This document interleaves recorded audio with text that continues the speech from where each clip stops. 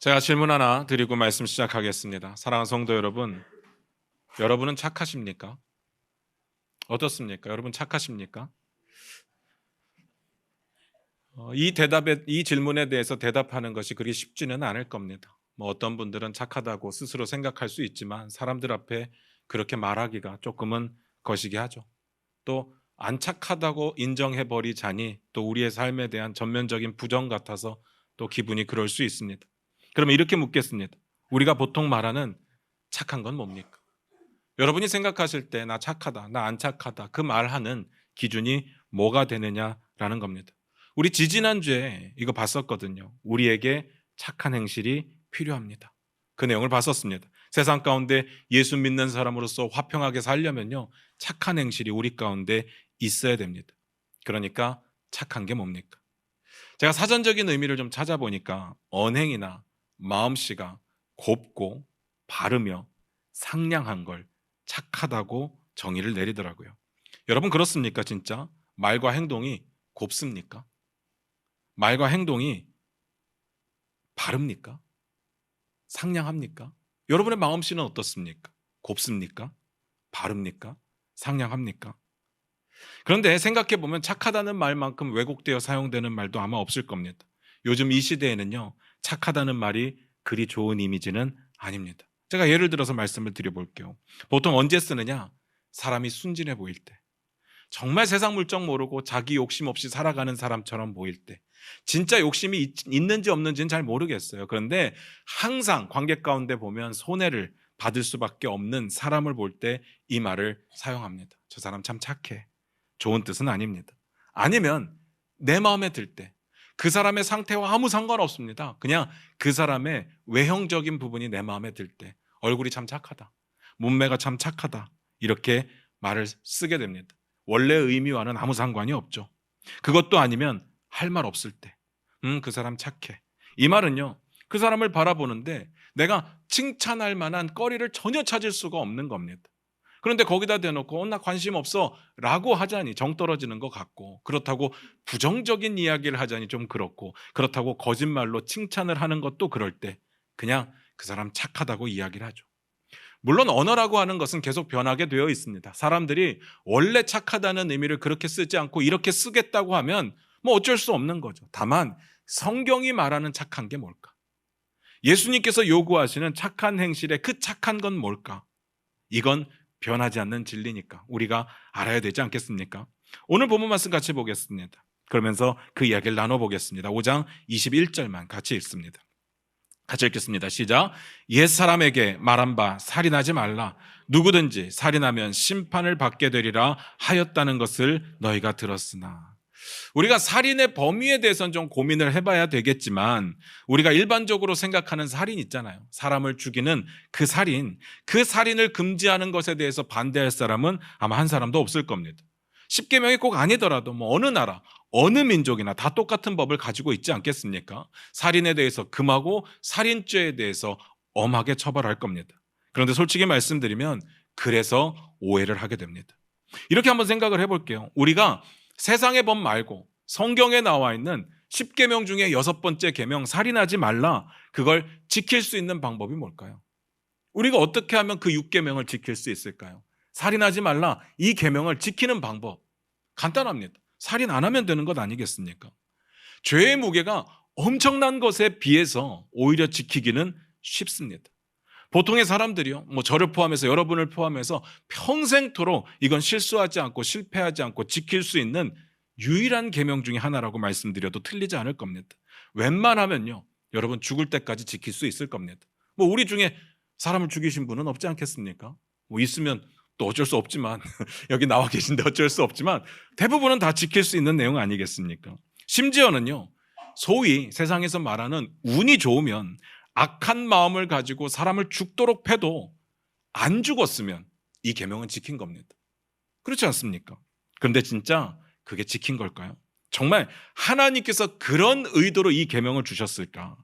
세상법에서도 보면 살인 미수라고 해서 굉장히 심각하게 다루고 있는데, 오히려 교회에서는, 오히려 성경에서는 하나님께서는 그래 사람만 안 죽이면 살인하지 않은 거야 이러실까요? 말이 안 되죠. 예수님께서 오늘 그 이야기를 하시는 겁니다. 오늘 말씀을 이해하기 위해서는 몇 가지 좀 정리가 필요합니다. 첫 번째, 오늘 본문 말씀의 전문맥이 굉장히 중요합니다. 늘 말씀드리지만 전문맥은 항상 중요합니다. 일단 가장 먼저 오늘 본문 말씀이 어디에 연결이 되고 있는지 그걸 알아야 됩니다. 지난주에 우리가 이제 팔복을 끝을 냈습니다. 제가 팔복을 보면서 항상 강조했던 것이 있었어요. 뭐 복의 내용도 있지만 그런데 기본 전제가 항상 중요하다는 이야기를 계속 드렸었습니다. 기본 전제가 뭔지 혹시 기억나십니까? 예수님께서 마태복음에서 가장 중요한 메시지 뭐였습니까? 회개하라, 천국이 가까이 왔다, 이 메시지를 선포하시고 바로 직후에 하신 설교의 내용이기 때문에 예수님께서 하나님의 나라의 왕으로서 내가 이 나라를 어떻게 통치할 건지, 너희들은 하나님 나라 백성으로서 하나님 나라를 어떻게 살아가야 될 것인지 그것에 대한 이야기라고 말씀을 드렸습니다. 그렇기 때문에 이건 어떻게 하면 구원을 얻을 수 있느냐에 대한 이야기는 아닙니다. 이미 구원받은 성도들이, 백성들이 어떻게 하나님 나라를 살아낼 수 있는가에 대한 이야기라고 했었습니다. 제가 엄청 강조했었습니다. 팔복이 이미 끝났는데도 불구하고 제가 이 말씀을 왜 드리겠습니까? 이유는 간단합니다. 회개하라, 천국이 가까이 왔다, 이 말씀 직후에 하신 설교가 아직 안 끝났습니다. 그러니까 오늘 본문도 팔복의 기본 전제와 동일한 기본 전제를 가지게 될 겁니다. 다시 말해서 같은 전문맥을 가지고 있습니다. 같은 설교니까 같은 설교의 내용을 가지게 될 겁니다. 그러니까 결론적으로 보면요, 오늘 본문도 어떻게 하면 구원을 받을 수 있느냐에 관한 이야기가 아니라 이미 구원받은 성도들이 하나님 나라 백성이 되어서 어떻게 살아가느냐에 대한 이야기가 될 겁니다. 이걸 꼭 기억해 주시기를 부탁을 드려요. 오늘 말씀을 읽다가 보면 진심으로 구원과 연관시켜서 보고 싶은 충동이 막 일 겁니다. 그러면 안 된다고 말씀드리는 거예요. 미리 말씀드립니다. 그거 아닙니다. 또 하나, 설교 안에서의 전문맥도 필요하겠죠.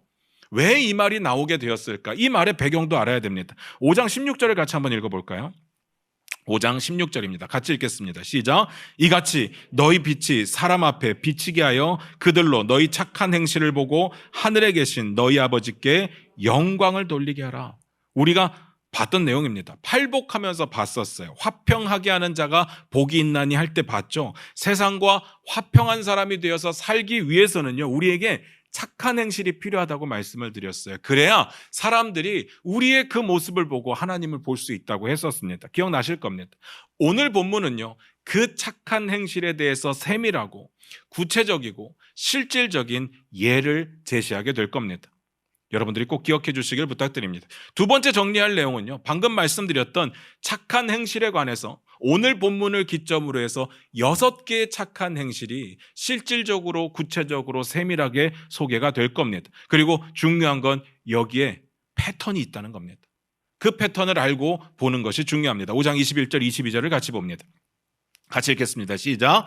옛사람에게 말한 바 살인하지 말라. 누구든지 살인하면 심판을 받게 되리라 하였다는 것을 너희가 들었으나 나는 너희에게 이르노니 형제에게 노하는 자마다 심판을 받게 되고 형제를 대하여 나가라 하는 자는 공회에 잡혀가게 되고 미련한 놈이라 하는 자는 지옥불에 들어가게 되리라. 21절 끝부분과 22절 시작 부분에 보면 이렇게 되어 있습니다. 무엇을 너희가 들었으나 나는 너희에게 이르노니 이러이러해라. 찾으셨습니까? 이게 패턴입니다. 이 내용이 6번의 그 소개되는 내용 가운데 계속 반복이 될 겁니다. 내용은 이런 겁니다. 앞부분에는요, 보통 전통적으로 알고 있는 율법의 메시지가 소개될 거고, 뒷부분에는 예수님께서 이렇게 말씀하시는 거죠. 너희가 그 율법을 지금까지 잘못 지켰다. 제대로 지키려면 이러이러해야 된다. 이 내용이 소개가 될 겁니다. 그래서 이렇게만 보면요, 예수님께서 구약의 율법이 틀렸어 라고 부정하는 것처럼 보일 수 있고요, 그리고 내가 새로운 율법을 줄 거야 라고 하는 것처럼 보일 수 있지만 실제로는 아닙니다. 아까 읽었던 16절 다음 구절 봅니다. 17절입니다. 같이 읽겠습니다. 시작. 내가 율법이나 선지자를 폐하러 온 줄로 생각하지 말라. 폐하러 온 것이 아니요 완전하게 하려 함이라. 예수님께서 지금 이렇게 과거에 너희가 잘못 지켰다고 이야기하는 것은 율법이 틀렸다고 말하는 게 아닙니다. 율법이 끝났다고 말하는 게 아니라 완전하게 하려 하심이라고 이야기를 합니다. 우리가 오해하면 안 되죠. 그런데 여기서 중요한 건 이겁니다. 왜 율법을 완전하게 하셔야 했을까? 율법 그 자체로 중요하고 의미가 있을 텐데 왜 예수님께서는 율법을 완전하게 하시려고 하셨을까? 정답부터 말씀드리면요, 율법이 틀린 게 아니라 율법에 대한 사람들의 오해가 심각했기 때문이었습니다. 오늘 본문 이렇게 되어 있습니다. 21절 같이 봅니다. 같이 읽겠습니다. 시작. 옛사람에게 말한 바 살인하지 말라. 누구든지 살인하면 심판을 받게 되리라 하였다는 것을 너희가 들었으나. 뭐라고 하셨습니까? 옛사람에게 말한 바. 이건 옛날 사람에게 얘기했다는 건데 구약시대 모세에게 준 율법의 이런 뜻이라고 보시면 될 겁니다. 그 다음에요. 살인하지 말라. 누구든지 살인하면 심판을 받게 되리라 하였다는 것을 그 다음에 뭐라고요? 너희가 들었으나. 여기서 문제가 발생합니다. 기록되어 있으나라고 하지 않으셨어요. 너희가 들었으나. 잘 생각하셔야 됩니다. 성경에 기록되어 있는 것을 직접 본 것하고 성경을 읽은 사람이 전해주는 것하고는 많이 다를 수 있습니다. 하나님께 직접 들은 사람은 없을 테니까. 그리고 100% 똑같이 전달할 수 있는 사람은 아마 흔치 않을 겁니다. 저도 남의 말을 인용할 때는요, 웬만하면 그냥 읽으려고 노력을 합니다. 왜냐하면 그 사람의 의도가 변할 수 있으니까. 저 때문에 바뀔 수 있으니까. 그런데 때로는요, 제가 제 언어로 해석을 해서 제가 이해한 말로 전달할 때가 있죠. 그때는 이렇게 말씀을 드려요. 워딩은 좀 다를 수 있습니다 라고 말씀을 드려요. 그때는 제 해석이 첨가되었다는 이야기입니다. 설명 좀 드릴게요. 그때 당시는요, 우리처럼 성경을 가지고 다니면서 날마다 꺼내서 말씀 읽고 말씀 묵상하고 큐티하고 그러지 못했습니다. 그럴 만한 상황이 아니었어요. 여러분들처럼 맨날 성경 읽으면서 큐티하고 말씀 묵상하고 기도할 수 있는 상황이 아니었다고요. 왜냐하면 성경이 없었거든요. 인쇄 기술이 발달해서 각자의 사람들이 자기 성경책을 가지고 다니게 된 게 불과 얼마 안 되었습니다. 그럼 어떤 성경이 있었느냐? 다 두루마리라고 하잖아요. 파피루스라고 하는 그 식물의 줄기들을 잘라갖고 엮어놓은 거기다가 이제 사람들이 직접 쓴 겁니다. 이런 두루마리는요, 우리처럼 얇은 종이가 아니라 두꺼운 겁니다. 이런 것들에 한 글자 한 글자 써나가면 그 부피가 어마어마하죠. 이건 개인이 소유할 수도 없고 다 가지고 다닐 수도 없는 상황이었습니다. 회당에나 가야 볼 수 있는 거죠. 지금처럼 얇은 종이가 아니니까. 여기서 잠깐 사담으로 말씀드리면요, 저는 여러분들이 성경책을 좀 들고 다니셨으면 좋겠습니다. 어떤 형태로든. 그런데 그렇다고 해서 안 가지고 다니는 게 죄다, 안 가지고 예배 오는 거 잘못됐다, 이렇게 말씀드리는 것은 아닙니다. 앞에서도 말씀드렸듯이 우리가 성경을 가지고 다닐 수 있게 된 게 불과 몇백 년 안 됐거든요. 그러니까 성경 가지고 다녀야 돼, 이거는 전통적인 부분이지 성경에 나와 있는 이야기는 아니에요. 그래서 옛날 사람들이 하는 것처럼, 우리가 보통 이야기하는 것처럼 어떻게 성경책도 안 가지고 예배를 와, 예배 시간에 어떻게 성경책이 아니라 스마트폰을 봐, 이런 이야기는 절대로 아닙니다. 그런데 성경을 가지고 다니셨으면 좋겠어요. 제가 왜 그렇게 말씀을 드리는가 하면, 물론 우리 스마트폰에 어플이 있습니다. 다 성경 어플 하나씩 가지고 있을 겁니다. 그런데 하루에 몇 번이나 그 어플을 열어봅니까?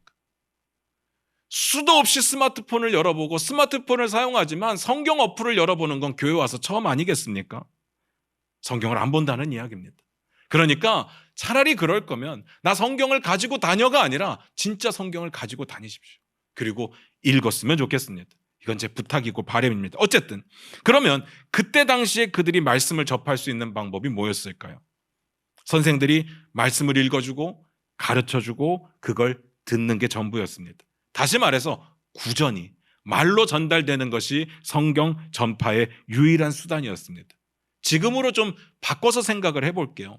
우리에게 성경은 없고 목사 한 명만 성경을 가지고 있다고 생각을 해보시기 바랍니다.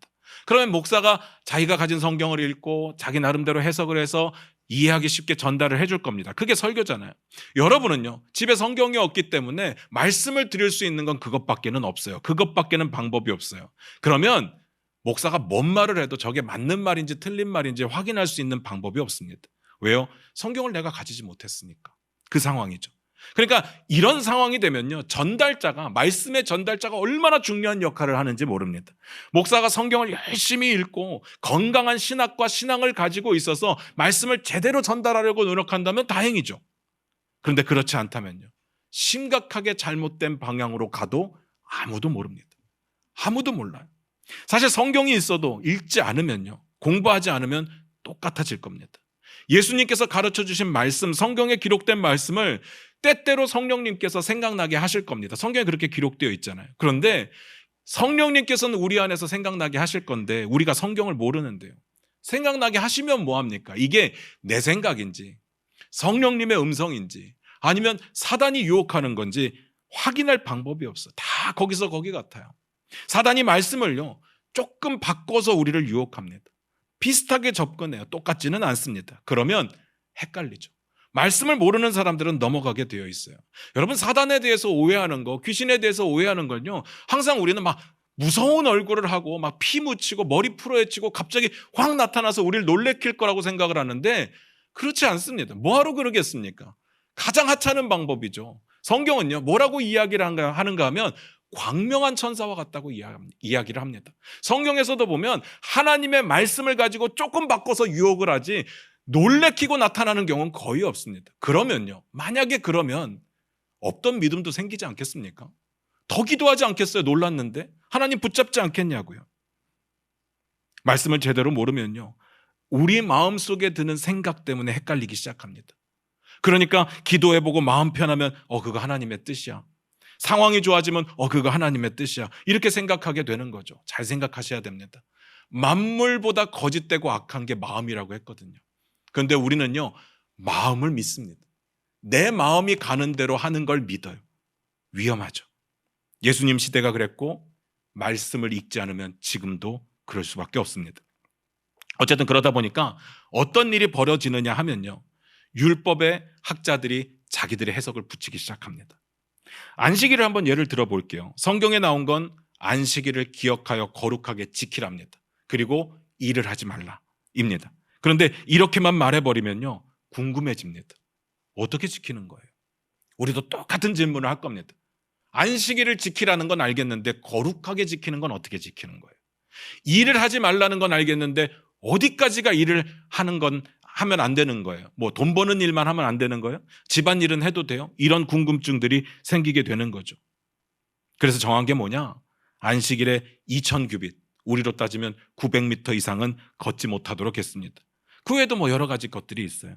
성경에서 그렇게 나와 있는 것들이 아니라 자기들이 보기에 애매하니까, 모호하니까 이걸 어떻게 지키면 좋을까 해서 정한 겁니다. 하루에 900m 이상 걷는 것은 일이다. 그거 지키면 그걸 지켜야 된다. 이렇게 이야기를 하는 거죠.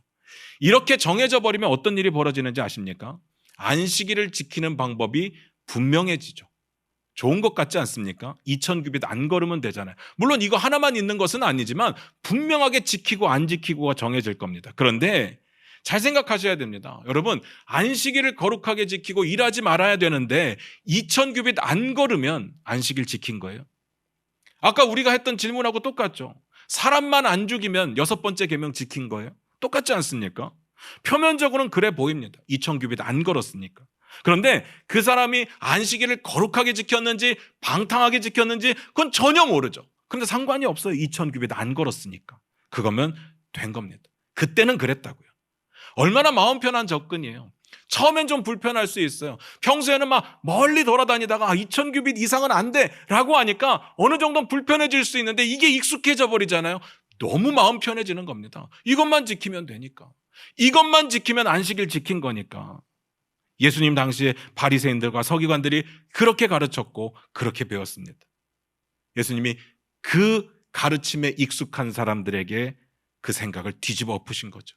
마치 성전 안에서 장사를 해서 돈을 주고받던 사람들의 돈을 다 뒤집어 엎은 것처럼 얼마나 큰 충격이었겠습니까? 다시 한번 볼까요? 5장 21절입니다. 같이 읽겠습니다. 시작. 옛사람에게 말한 바 살인하지 말라. 누구든지 살인하면 심판을 받게 되리라 하였다는 것을 너희가 들었으나. 심판을 받게 되리라 하였다는 것을 너희가 들었다라고 말씀하신 이유는, 의미는 보통 사람들이 전통적으로 다 그렇게 알고 있어 그 뜻입니다. 살인만 안 하면 돼. 그러면 지킨 거야. 다들 그렇게 생각하고 있었다는 거죠. 거기에 예수님은 아니라고 말씀하시는 겁니다. 5장 22절 읽을까요? 같이 읽겠습니다. 시작. 나는 너희에게 이르노니 형제에게 노하는 자마다 심판을 받게 되고 형제를 대하여 라가라 하는 자는 공회에 잡혀가게 되고 미련한 놈이라 하는 자는 지옥불에 들어가게 되리라. 22절이 뭐라고 시작했어요? 나는 너희에게 이르노니. 이게 패턴이라고요. 이 패턴이 시작되면 이제부터 예수님이 진짜 하시고 싶은 이야기를 시작할 겁니다. 뭔 내용입니까? 형제에게 노하는 자마다 심판을 받고, 형제에 대하여 나가라 하는 자는 공회에 붙잡혀 가게 되고, 미련한 놈이라 하는 자는 지옥불에 들어가게 되리라. 잘 보시기 바랍니다. 예수님께서 이렇게 말씀하시는 거예요. 살인하지 말라는 6번째 계명은 살인만 안 하면 되는 것이 아니야. 형제를 향해서 분노하는 것도 안 돼. 그런 자들은 살인과 동일한 심판을 받을 거야. 에이, 설마요. 형제에게 화 좀 냈다고 같은 심판을 받는다고요? 그게 말이 됩니까? 말이 안 되죠. 여기서 형제는 누군데요? 제가 이거 기본 전제가 뭐라고 말씀드렸습니까? 이미 구원받은 성도들이 하나님 나라를 어떻게 살아가야 되는지에 대한 이야기라고 했잖아요. 그러니까 이 말은 문자 그대로 우리 가족을 말하는 게 아니라 예수 믿는 성도들, 우리의 지체가 되는 사람들에 관한 이야기입니다. 그러면 심판은 뭘까요? 잘 모르겠어요. 아무리 생각해봐도 무슨 심판인지 모르겠어요. 이 땅에서 누군가에게 화를 냈다고 재판을 받지는 않거든요. 그건 지금도 그렇고 예수님 시대도 그랬을 겁니다. 물론 화를 어떻게 내느냐는 우리가 좀 점검을 해봐야 되겠지만, 정말 순수하게 화낸 걸로 재판받았던 적이 있었을까요? 행여나 재판을 받는다고 치고, 정말 재수없게 화냈는데 재판을 받았다고 치고 살인죄처럼 취급을 받았을까요? 말이 안 되잖아요. 그 다음에요, 형제를 향해 나가라 하면 공에 붙잡힌대요. 나가가 뭡니까? 바보, 멍청이, 이런 뜻입니다. 그냥 일상적으로 쓰는 표현이에요. 엄청 심각한 욕설은 아니었습니다. 그럼 공회가 뭘까? 이게 중요한데요. 우리가 보통 사내들인이라고 알고 있는 부르는 71명으로 구성된 유대의 최고 통치기관입니다. 유대의 최고 통치기관이다 보니까 보통은 로마의 지배를 받고 있어서 로마의 법률로 재판을 받아야 되는데, 로마가 다 해줄 수 없으니까 로마가 할 수 없는 일들은 이 통치기관에서 재판을 하는 거예요. 특별히 종교적인 문제에 대해서는 여기서 처리를 하게 되죠. 그런데 생각을 해보세요. 우리 중에 한 명이 나가라고 한다고 해서 공회가 붙잡는다. 우리 옆 사람에게 멍청이 한마디 하면 우리를 붙잡는다. 이게 말이 될까요? 우리 시대로 생각을 하면, 우리가 형제에게 바보야 하면 갑자기 대검찰청에서 검사들이 막 와서 우리를 잡는 겁니다. 이게 말이 돼요? 말이 안 되잖아요. 그 다음에요, 형제를 향해서 미련한 자라고 부르는 자는 지옥불에 들어간대요. 이제는 말이 안 되는 걸 넘어서 엄청난 충격입니다. 지옥불이요. 미련한 자라고 한번 부르면 지옥불 간다는 거예요. 여러분 괜찮으시겠습니까? 여러분 이런 표현 안 쓰셨습니까? 어쩜 그렇게 바보같지, 미련하지, 멍청하지, 정말 많이 쓰시지 않습니까? 괜찮으시겠습니까? 그러면 우리의 마음속에 그런 생각이 드는 거예요. 이미 받은 구원을 빼앗길 수도 있다는 이야기인가? 아니라고요. 제가 앞에서 그래서 강조했던 거잖아요. 어떻게 하면 구원을 얻느냐의 문제는 아니라고요. 마찬가지로 이렇게 하면 구원을 빼앗길 수 있다는 이야기도 아닙니다. 제가 늘 강조했습니다. 우리의 실수나 잘못으로 우리의 구원을 빼앗길 수 없어요. 구원을 얻는데 우리의 노력이 1도 포함되지 않았기 때문에 하나님의 그 놀랍고 엄청나고 완전한 사랑이, 은혜가 우리의 실수 안으로 망가지지 않는다고요. 우리에게 믿음이 없다면 모를까? 믿음이 없으면 아예 구원을 못 받았겠죠. 물론 나는 구원받았다고 착각하는 사람들은 있을 수 있고요. 그래서 헷갈리는 겁니다. 여기서는 지옥불에 간다고 하고 하나님의 사랑은 그렇게 빼앗기지 않는다고 말을 하고. 잘 들으시기 바랍니다. 이건 천국에 갈 사람이 이 한마디 했다고 지옥 간다는 이야기는 아닙니다. 형제를 향해 분노한다고 재판을 받지 않는 것처럼, 형제를 향해서 나가라고 한다고 해서 공에 끌려가지 않는 것처럼, 형제에게 미련한 자라고 한다고 죽음 이후에 지옥 형벌을 받지는 않아요. 다만 이 의미는 그만큼 하나님께서 싫어하시는 범죄다라는 겁니다. 심각하게 보시는 부분입니다. 그거죠. 여기 나온 지옥불은요, 진짜 예수님께서 죽음 이후에 가게 될 지옥에 대해서 말씀하실 때 사용되는 그 단어가 사용이 되었어요. 은유적인 표현이에요. 그래서 그 표현이 맞기는 합니다. 그런데 이 말의 원래 뜻은 뭔가 하면요, 예루살렘 바깥에 쓰레기를 태우는 소각장이 있었는데 그걸 부르는 말이 이 말이었어요. 그러니까 꺼지지 않는 불이 맞죠. 24시간 쓰레기를 태우는 거예요. 그러면 지옥을 나타내기에도 이 말이 적절했습니다. 쓸모없는 쓰레기를 태워지는 곳이니까. 그러면 무슨 뜻이냐? 하나님께서 심각하게 보시는 싫어하시는 범죄라는 이야기입니다. 뭐가요? 미련한 자라는 말을 한번 하면요, 그 말은 금지된 말이에요. 절대 쓰면 안 되는 말, 그 뜻은 아니죠. 잘 보세요. 분노, 라가, 미련한 자, 세 가지가 묘사되었는데 분노는요, 감정의 부분입니다. 형제를 향한 분노하는 감정. 라가와 미련한 자라고 말하는 것은 언행에 관련된 부분이죠. 이건 삶에서 우리 형제를 멸시하는 태도를 이야기하는 겁니다. 분노하는 감정과 멸시하는 태도. 물론 이런 것들 이후에는 범죄의 행위가 이루어지겠죠. 하나님의 자녀, 예수님의 제자들에게 요구되는 우리의 모습은 뭡니까? 서로 사랑 아닙니까? 화평하게 하는 거. 예수님께서 이렇게 말씀하셨잖아요. 요한복음입니다. 제가 읽어드릴게요. 요한복음 13장 35절입니다. 너희가 서로 사랑하면 이로써 모든 사람이 너희가 내 제자인 줄 알리라. 서로 사랑이 하나님 나라 백성의 당연한 삶의 태도예요. 서로를 향해서 그런데 분노한다, 멸시한다, 이건 하나님의 뜻과는 아무 상관이 없죠. 고민스러워집니다. 그런데 확실한 건 하나님이 싫어하시는 일은 분명해요. 그리고 천국 백성들에게 기대되는 삶의 모습은 아니라는 겁니다. 그래도 우리의 마음속에 이런 생각 들 겁니다. 그래도 지옥불은 좀 심하지 않습니까? 잘 보시기 바랍니다. 일단은 은유적인 표현이에요. 진짜 지옥에 관한 이야기가 아니라 이것은 예루살렘 바깥에 있는 소각장에 관한 이야기라고 했어요. 그런데 우리가 진짜 하나님의 자녀인지를 고민해 볼 수 있는 방법이 뭐냐? 하나님은 우리에게 서로 사랑을 원하시는데 나는 이건 싫다. 나는 제가 용서가 안 되고 너무 싫다. 나는 쟤한테 화를 내야 되겠다. 이 마음을 갖고 있다면 하나님이 뭐라고 하시든 나는 관심 없고 내가 내 형제를 미워하는 게 당연해 라고 생각을 한다면 우리의 구원이 진짜일까요? 우리가 진짜 하나님의 자녀 맞을까요? 안 그렇습니까? 우리의 믿음이 진짜라고 말할 수 있을까요? 물론 우리는 평가할 수 없을 겁니다. 하나님은 아시겠죠. 그 다음 볼까요? 마태복음 5장 23절부터 26절입니다. 같이 읽겠습니다. 시작. 그러므로 예물을 제단에 드리려다가 거기서 내 형제에게 원망 들을 만한 일이 있는 것이 생각나거든 예물을 제단 앞에 두고 먼저 가서 형제와 화목하고 그 후에 와서 예물을 드리라. 너를 고발하는 자와 함께 길에 있을 때 급히 사화하라. 그 고발하는 자가 너를 재판관에게 내어주고 재판관이 우리에게 내어주어 옥에 가둘까 염려하라. 진실로 내게 이르노니 내가 한 푼이라도 남김이 없이 다 갚기 전에는 결코 거기서 나오지 못하리라. 사실 이 부분이 결론입니다. 그러므로로 연결이 되잖아요. 앞에서 말씀드렸던 것은 중요한 이야기이긴 한데 이게 지금 예수님이 말씀하시는 결론은 아니었어요. 형제를 향해서 분노하는 거 안 돼.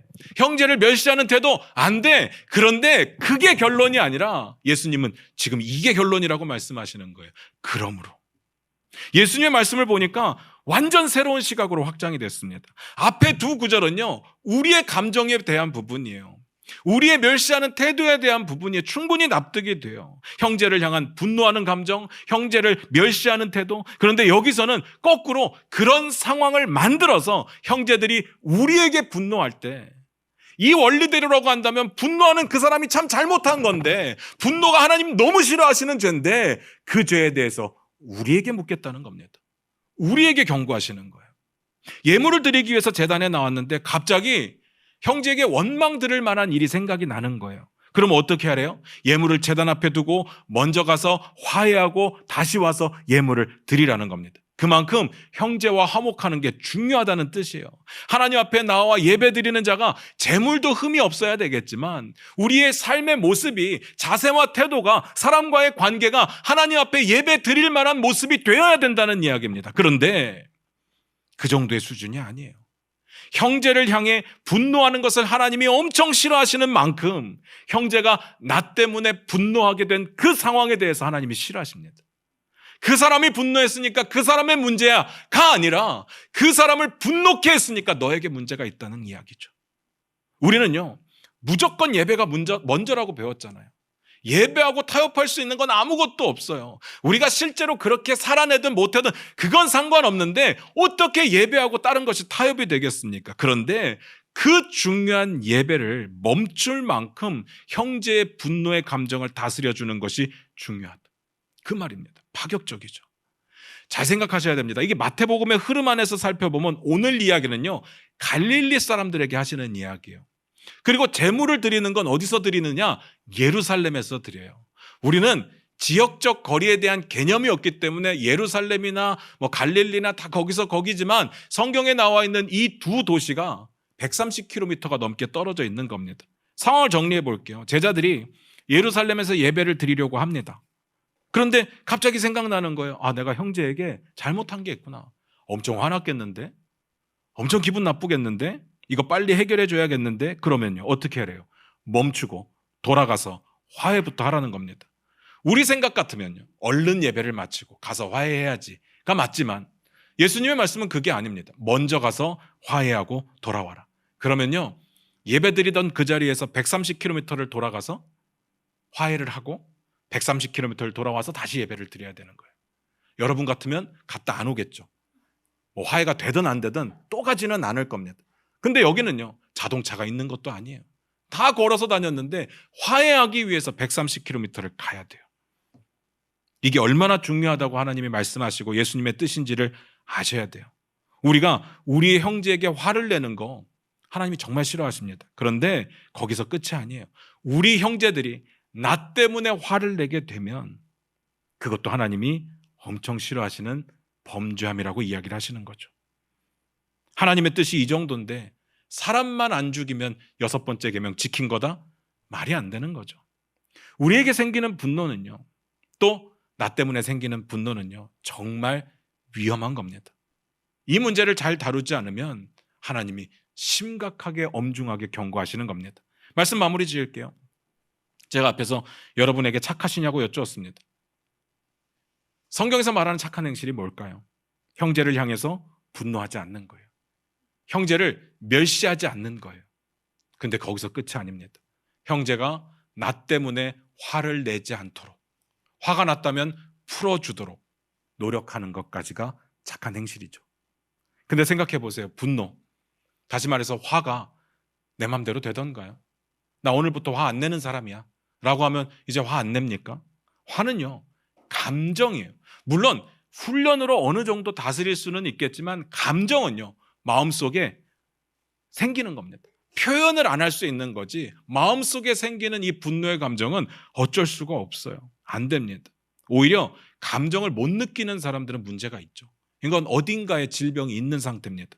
그러니까 중요한 건요, 화를 안 내는 게 중요한 게 아니라 화가 났을 때 이 화를 어떻게 처리하느냐가 중요한 거죠. 그래서 사도 바울이 이렇게 말합니다. 에베소서 4장 26절 27절인데요. 화면 보시면서 같이 한번 읽어보겠습니다. 에베소서 4장 26절 27절입니다. 같이 읽겠습니다. 시작.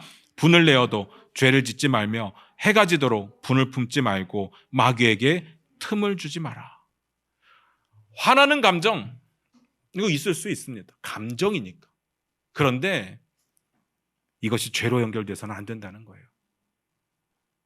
화가 나는 건 당연할 수 있는데 화를 품고 있는 건 당연하지 않다는 이야기입니다. 화가 나는 건 어쩔 수 없는 부분인데 그 화를 내가 계속 가지고 있는 건 내가 할 수 있는 부분이라는 이야기죠.